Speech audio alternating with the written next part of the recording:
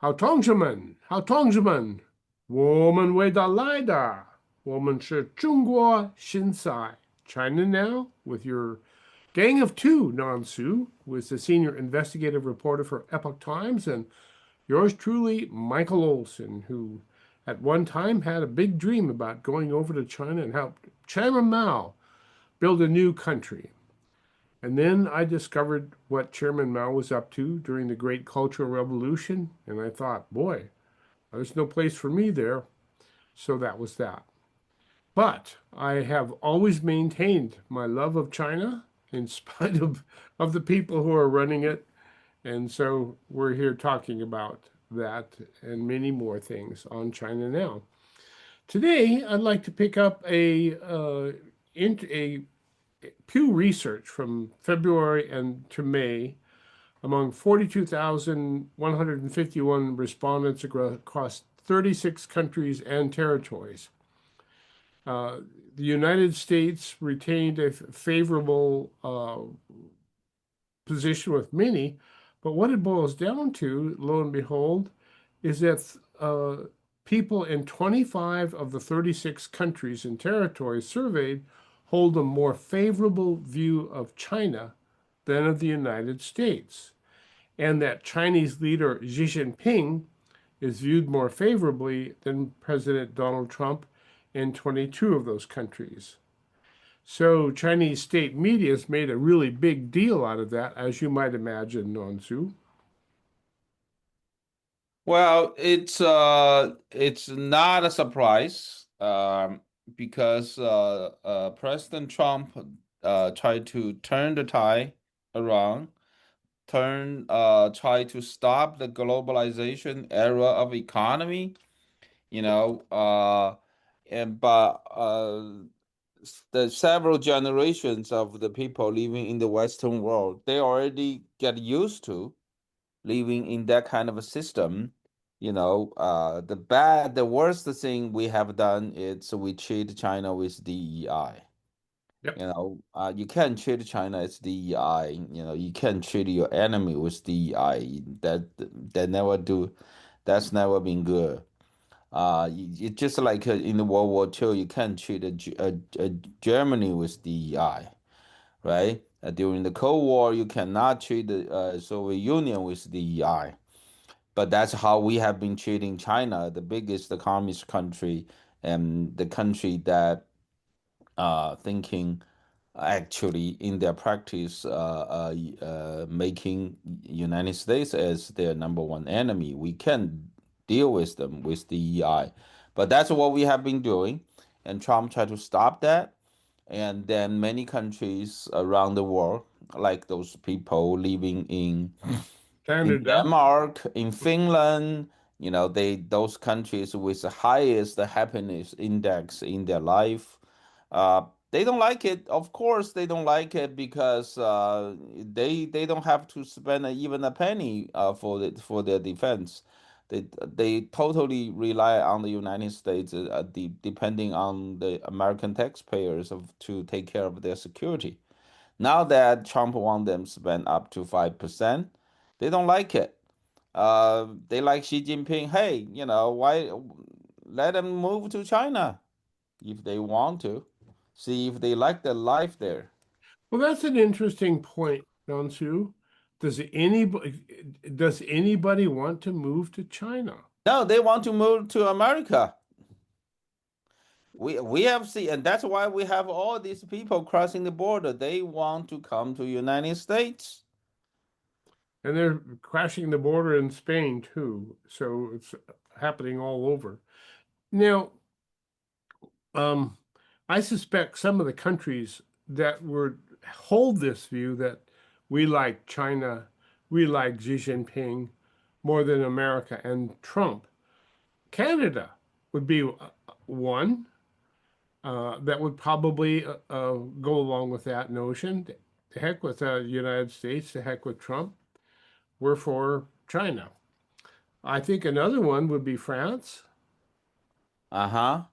and another one probably would be Germany. Well, there are. I don't know. There are many countries over there like that. They don't spend money to take care of their own security. Of course, they have highest happiness index because they spend every penny of their money on social welfare, on their Medicare, on their Social welfare. unemployment, on the carbon monoxide deduction, everything green. They spend all their money on that, and so take care of the social welfare. Uh, hey, we don't have to if we don't have to take care of the security, and if we don't have to defend the peace all around the world. We if we spend one Maybe we trillion could pay dollar off every some of our year debt. of the U.S. defense military on taking care of our kids' education and our social welfare, we will. The United States are probably going to have the highest happiness index in the world. There you go. But maybe not. We can always find things to grumble about because we're Americans and we do a lot of grumbling.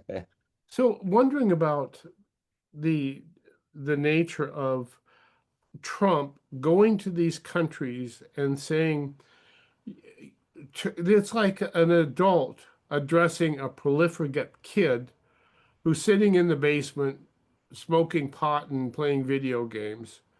And the parents go downstairs and have a come to Jesus meeting with him and says, "Okay, kid, it's time for you to get your butt outside, find a job, and take care of yourself."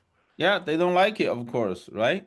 And the kid gets very angry with the parents, who have allowed them to get away with this forever and ever and ever, which is what the United States has done with the rest of the free world since World War II.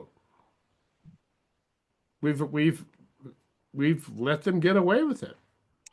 That's right. So, uh, yeah, so that's why they don't like Trump.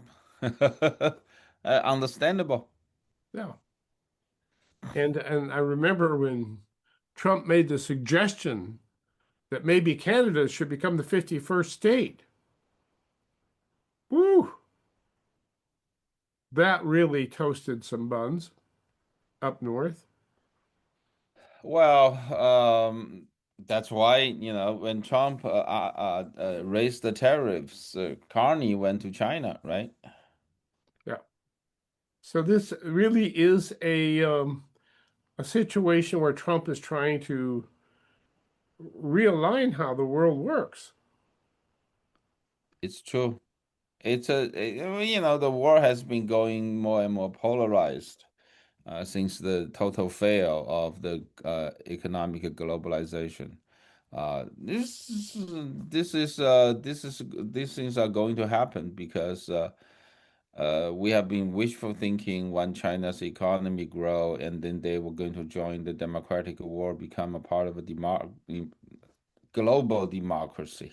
That never happened. Never happened, probably never will happen. Well, But we don't know. Well, maybe one day it's going to happen, but the problem is, you can bribe the Chinese Communist Party so they will change their political system to democracy. The bribery is just never going to work here. no, they make too much money on the flip side to succumb to the bribery when it gets right down to it. There's too much money involved there. Um, is it possible that that China's industrialization push, as we were talking about, it's now become the manufacturer of manufacturing goods and services. So it's no longer just manufacturing toiletries and socks and shoes and stuff like that. It's manufacturing machine tools. It sells to other countries to make things with. And as such, it's really become a dominant fixture in the supply chains of all kinds of different things. So it has it appears to have mastered the new world order of commerce. Or am I missing something? Uh, I mean, we might be turning away from that world as the United States turning away from it, but it seems like China owns it now. well, we help China to become industrialized, Yes, we did.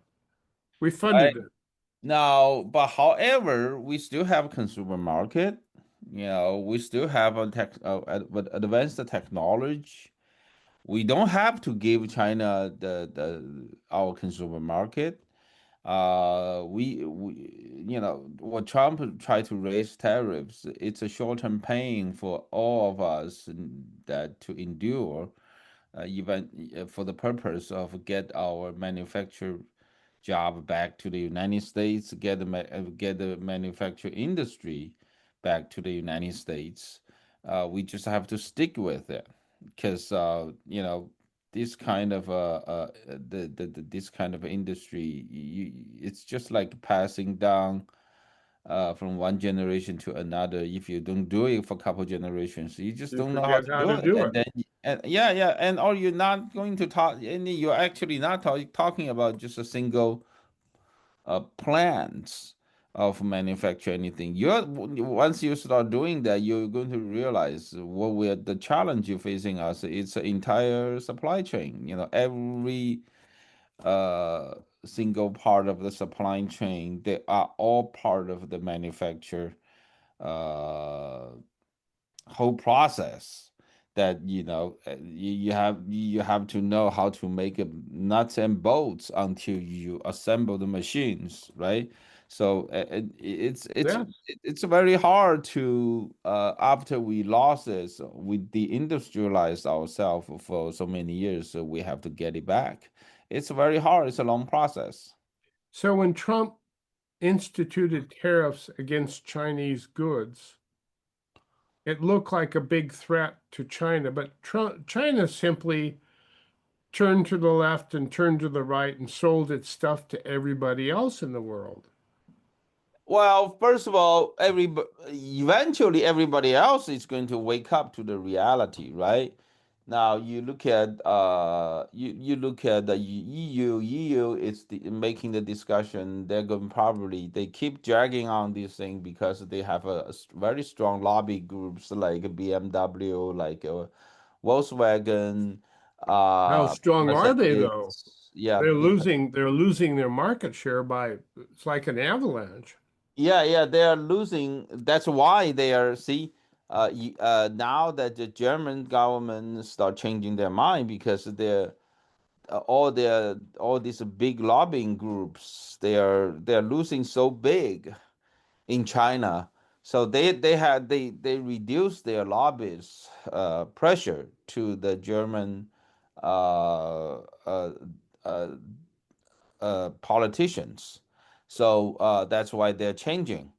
Um, but however, it's kind of too late because they already allowed the entire Chinese product flooded the whole market.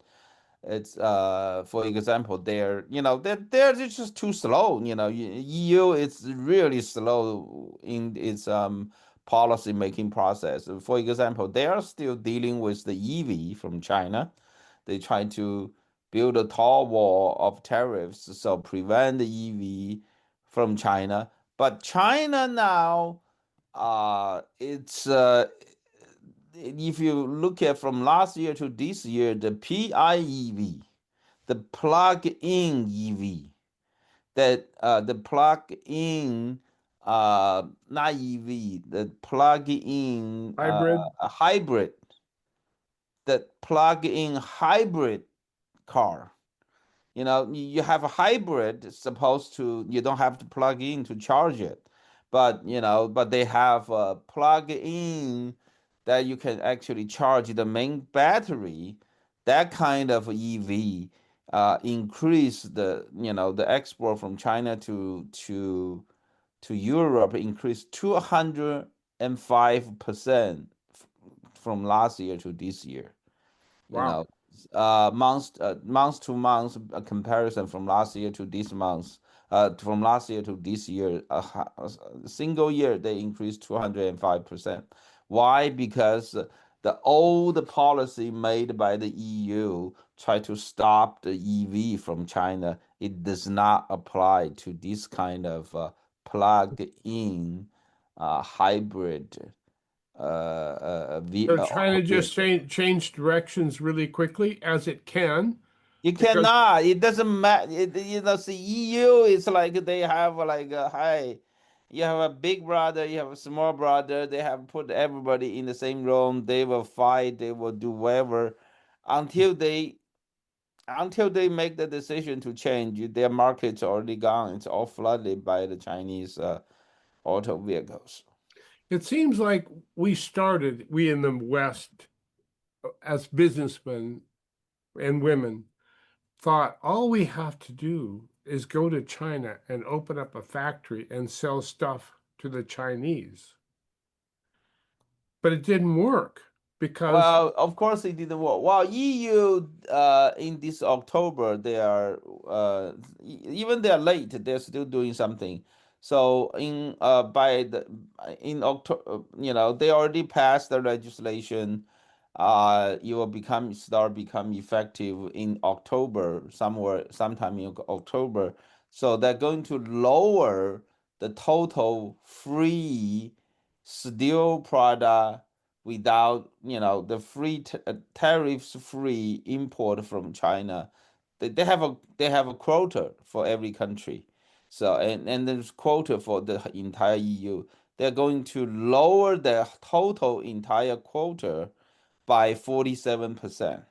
wow, So you basically only half of the total amount of what was imported from China uh, will be tariffs free, and and ev also they increase the part of the steel product from China. If once they exceed the policy limit, say you have a total amount of this amount of steel you can import from China. Once you exceed that amount, and then the Chinese steel product that entering EU subject to 50% increase of tariffs. wow. 50% increase. This is it's the But same way that how Donald Trump deal with Chinese product. And also US government, Trump administration is putting tremendous amount of pressure on EU because they are, what they're doing is they allow China's a Chinese product to go through EU and sold to the United States. Those these once the Chinese product they get to the EU, then they will wrap around with a new brand or whatever. It becomes made in EU, and then uh, and then be sold to the United States. So the U.S. government right now is putting tremendous pressure on the EU. Say, hey, you guys have to stop it. If you don't stop it, then we're going to treat your product the same as a Chinese product. So there was a lot of tariffs talk going on between U.S. government and EU. So EU it's a scrambling dealing with all these pressures, dealing with the flooded the market that's been flooded by the Chinese auto vehicles and and a everything lot else of other things too. and other things. Yeah. So it's they're late. Good thing that we have Trump start its tariffs from the beginning of 2018. Now that's how When his first tariff. term, yeah, he Yeah, started the process. yeah, in January of 2018, Trump imposed the 25% tariffs on the solar products from China. That's how the whole tariffs was started. So right now, I think that the highest point the U.S. import about like somewhere between 5 to 600 billion dollars a year from China But now it dropped to about less than 300 billion.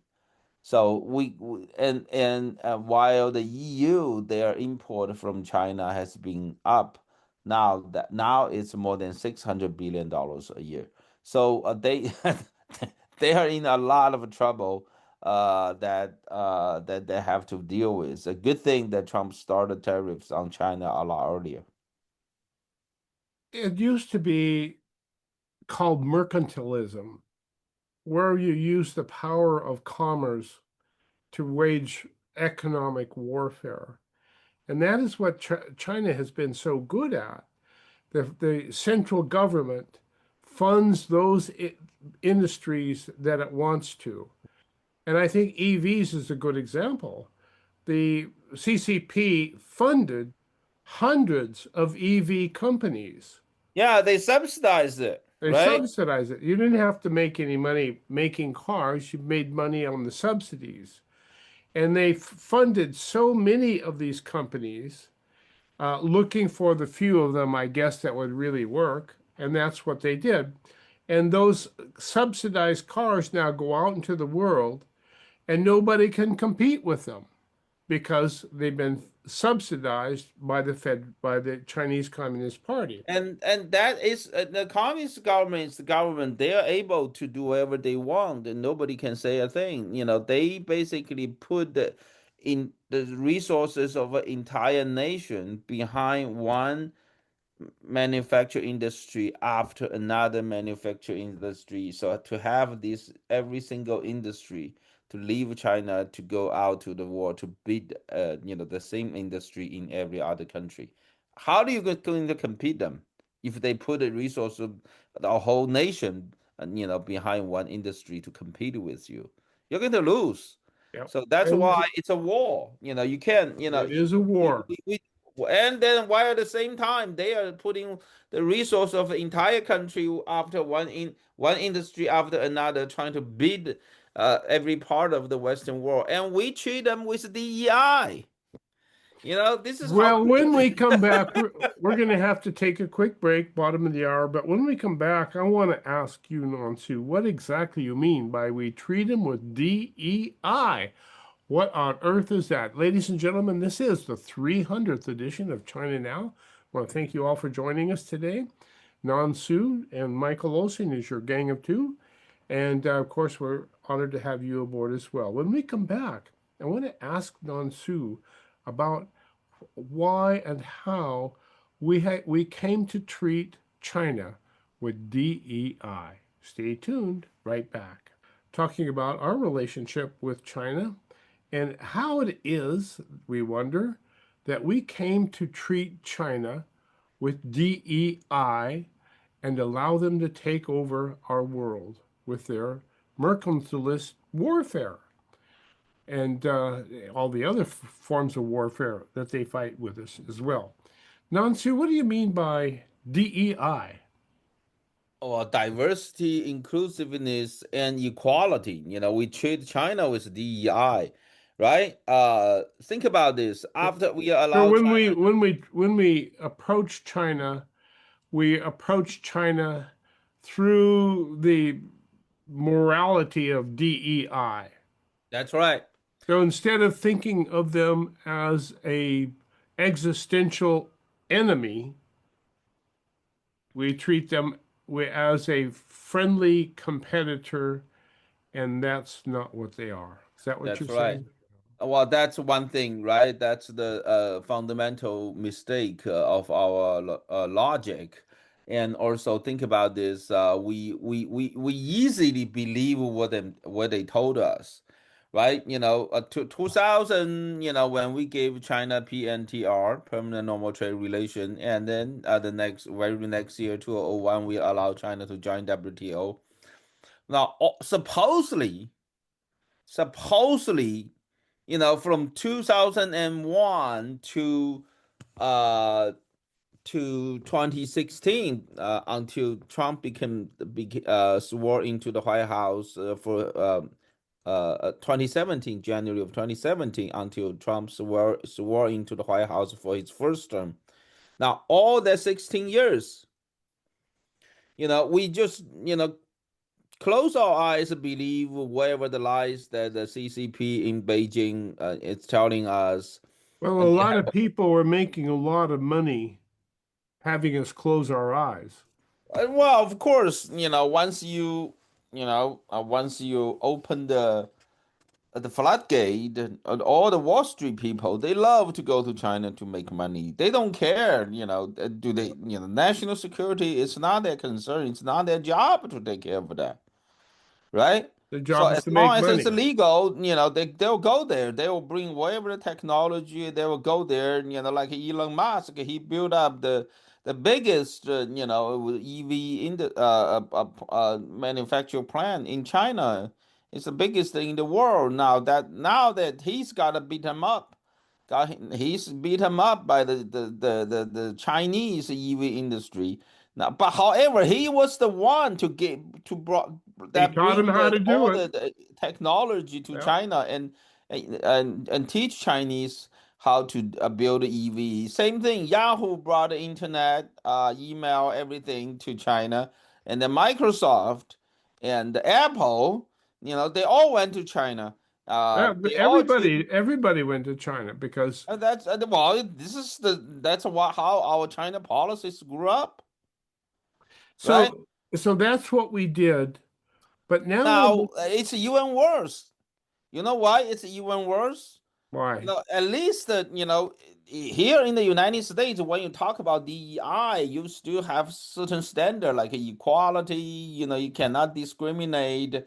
You have a lot of cultural diversity principles that our government actually can enforce once the big business corporates, if they want to get a government contract doing business with US government, they have to claim they are the equal opportunity employer, whatever. They have a bunch of things to for the check and balance process. Yeah. But when they deal with China, hey, they forget all that. If you go back to read the March 8th speech at Johns Hopkins University made by the President Clinton, and his main point is to detach the human rights from the economic interests. So basically, you're dealing with a country without the whole nation without political Without any rights, moral strictures or fences. You right? could do They do whatever whatever you they want. want. Yeah, they do whatever they want, and they will take our job opportunities, take our industries left and right, and they don't in any way in compliance of our standard. Even give you another example, right? If you want to treat everybody equally, now what about the pollution standard in China, right? Do they charge you so much tax like what we charge in California for to eliminate the pollution? They Well, don't. I bet they charge certain companies that tax, but not other companies. I bet they have the ability to discriminate Well, which they companies to support and which ones Well, to they not support. whatever they want to do, right? Yeah. There's no standard over there. But however, the things that made in China, they got, that's why their products are so cheap. They're so cheap, so that that's the reason they made the product so cheap in China. And also another reason, another example, I give you tons of example. For example, union. You don't have a union legal operation of union in China, or the union is it's put directly under the Chinese Communist Party's leadership. So the union is a part of the communist government. So they don't fight the labor's rights, and they don't protect the working classes' economic rights. So that's why all these things together that we need to do our business here in the United States in order to continue their business operation, they need to pay. None of that happening in China. So that's why they're so cheap. And then once and then they made cheap products, and those products coming to the United States, that's how they wipe out our job opportunity and our industry and wipe out all the mom and pop stores. You have the Walmart go to China that made everything made in China. They don't have to comply. They don't have to comply any requirement that what we have to comply if we operate a business in California. But they In an ironical sense, they are free as a bird in a communist country where there is absolutely no freedom at all. well, that's what it is. So that's why we industrialize China, the communist country, while at the same time we deindustrialize the United States. That's what we have been doing. People wake up. That's why we enjoy the cheap products from China for so many years. All come with a price of our losing our manufacture to industries in one industry after another to China. Now everybody is just looking at the price. Now, inflation, everybody complain, hey, this is a price for us to pay back for the easy life that we have been living for years, like 25 years. Now is the time to pay back. And just everybody cough up a little bit just to, to, to make up that, what we have not done right. Penance, penance. You have to pay penance. There's something that still confuses me. China has done an incredibly good job of taking over the world as the world's manufacturer of goods. It's hard to disagree with the fact they might move some factories from Guangzhou to Vietnam or something like that, but they're still making stuff for us. And so they're making tons and tons of money. And a lot of that money goes straight into the coffers of the CCP. But as we speak, the domestic economy of China seems to be in a state of collapse. People can't afford to buy stuff anymore to the extent that they could. And people can't afford to go out to eat anymore to the extent that they could. And people aren't buying cars or anything. They're certainly not buying new apartments the way they did. So China is rich beyond comparison, given the extent of the money they're making manufacturing goods for the world. But Chinese people are broke or getting broke or getting broker. Uh, so where does the how did this happen? You're rich beyond belief and your people as poor as can be. Well, it's the communism, right? It's a socialist economy, right? That they drive their, first of all, they don't have that, you're talking about the socialist government. Socialist government have absolutely zero SBC, soft budget constraint. That Oh, what do you mean by that? well, if you have a deficit, you have to balance your budget, right? Uh, at least here you can see those two parties are fighting over there, and every day, day in, day out in the American Congress. Now in China, they don't have nobody fighting for that, so they keep spending and spending, So they spending. can continue to borrow and spend beyond their means forever. Yeah, yeah, they And keep, it's just like a man what Mandali is just doing in New York, he's I don't know how long it's going to last, but they everything he does, Chinese government did before, basically. common canteens. Yeah, public canteens and then government subsidize the market. You just keep spending, right? It's eventually it's the government spending the money. Uh, uh, to support the economy. They have been doing that for a long, long time now. I'll give you the some basic number. China, the official statistic now, the potential problem could be much bigger. Now we're just using the official estimate. So the official estimate they have like close to 100 trillion, say 90 some trillion yen. You have to divide by seven to get the real dollar amount. So 90 some trillion yen government debt plus they have another 90 some trillion so-called hidden debt. Now, what is the hidden debt? The hidden debt, it's the debt, the local government. See, this is how the local government make economic growth. So they need to keep building now that all these ghost towns, ghost village, they have to be keep building to make the GDP, right? Now, the way they do it is that the local government, because they have the land, right? So basically the local government will they can borrow the money. There is a certain limit, even though even though they are socialist government, they are big, they are above the law, but there's still some certain rules, they have to in compliance with.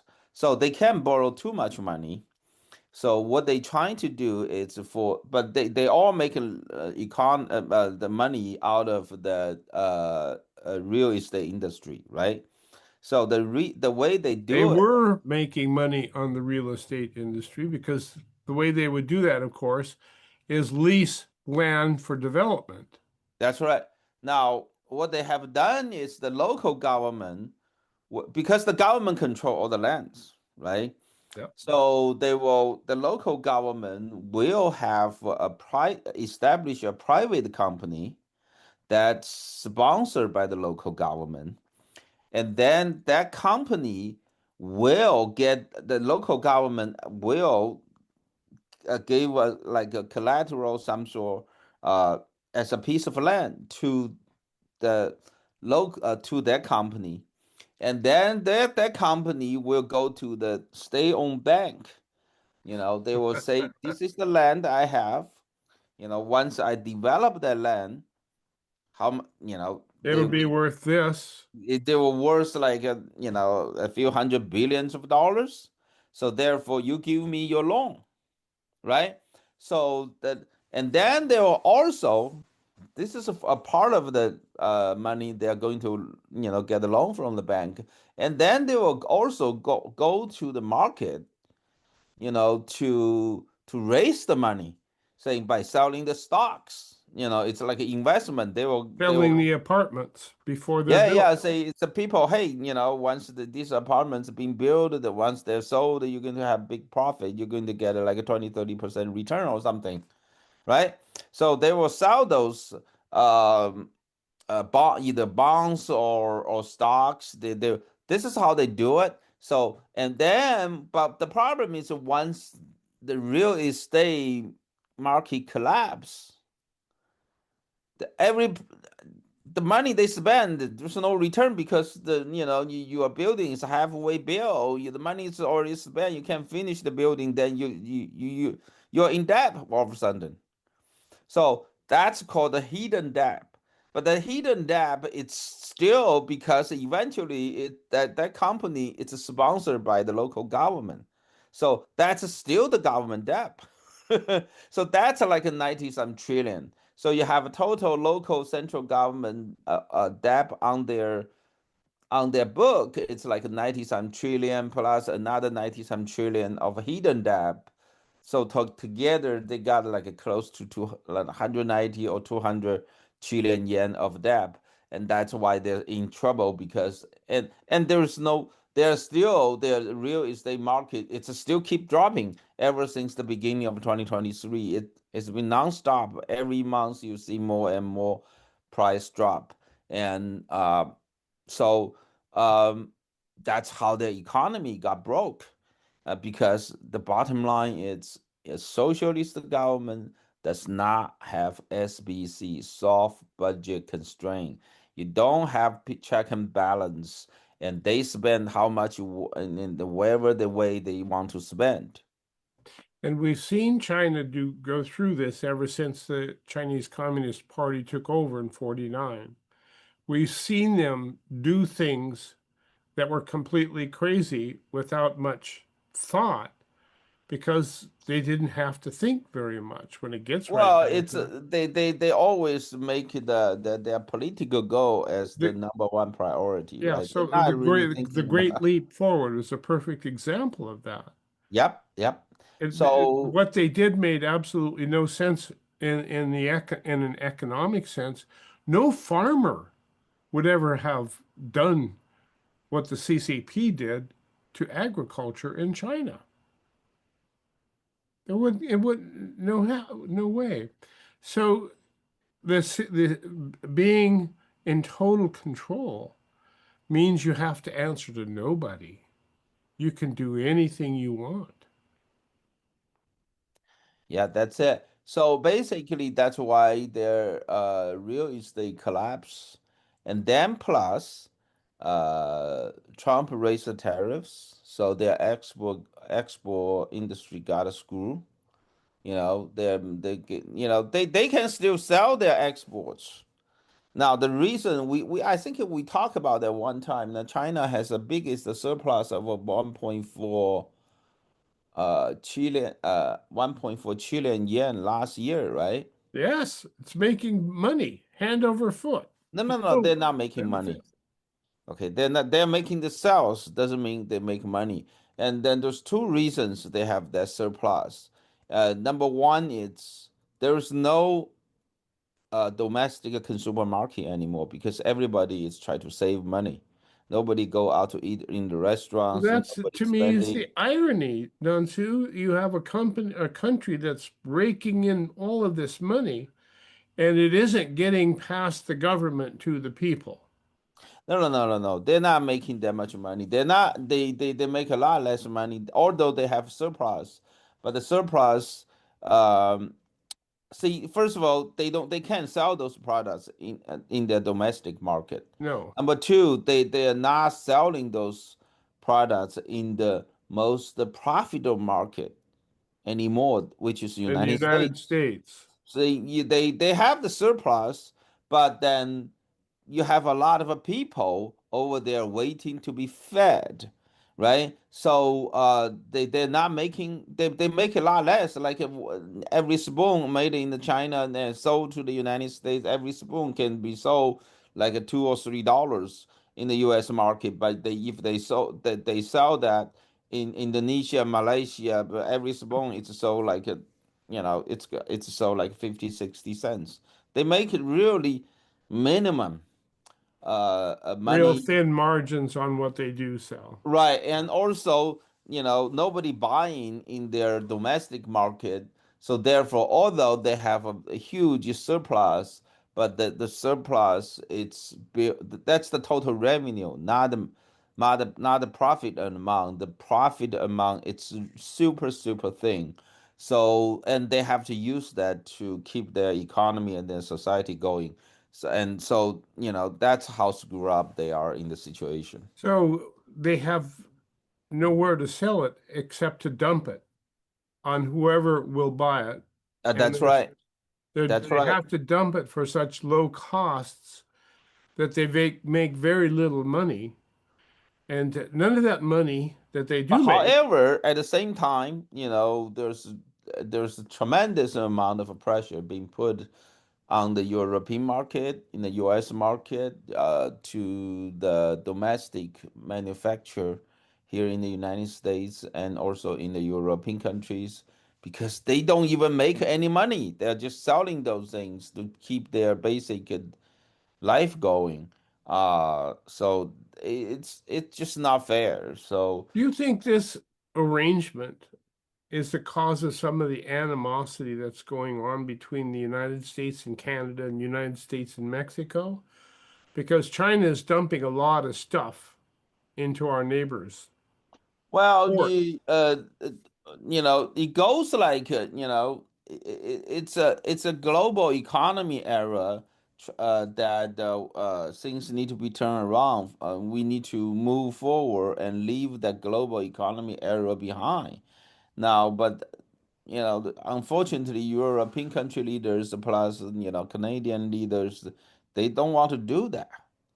So that's why you see this policy clash between U.S. government and all these countries' government. It's just And that, they yeah, still live in that DEI global economy era.